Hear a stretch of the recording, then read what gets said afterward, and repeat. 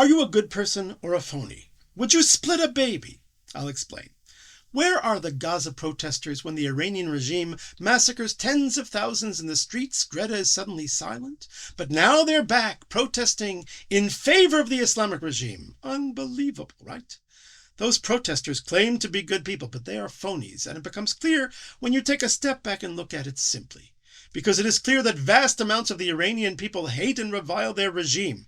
They like Israel and want to have peace and brotherhood with her.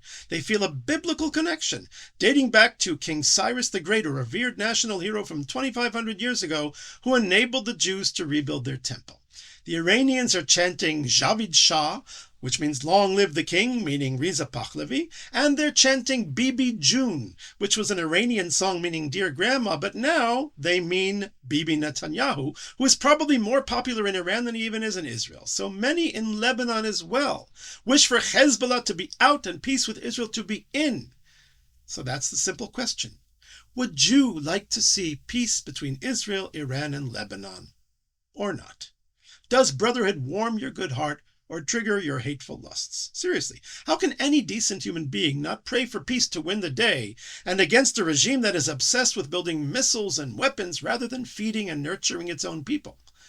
So King Solomon was confronted by two women and a baby. Each claimed the baby was hers, and the king said, take a sword and cut it in half. Woman A was horrified. No, give him to the other lady. But woman B said, good, neither you nor I will have him. Solomon told the swordsman, stop, and gave the baby to woman A. How did he know?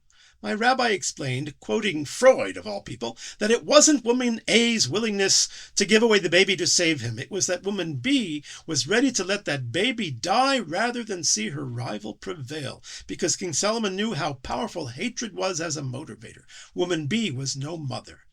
The Islamic regime is woman B, shooting missiles every which way at all of their neighbors, completely infected with hatred. God wants peace and brotherhood. The evil tempter wants resentment, hatred, war, and destruction. Whose side are you on?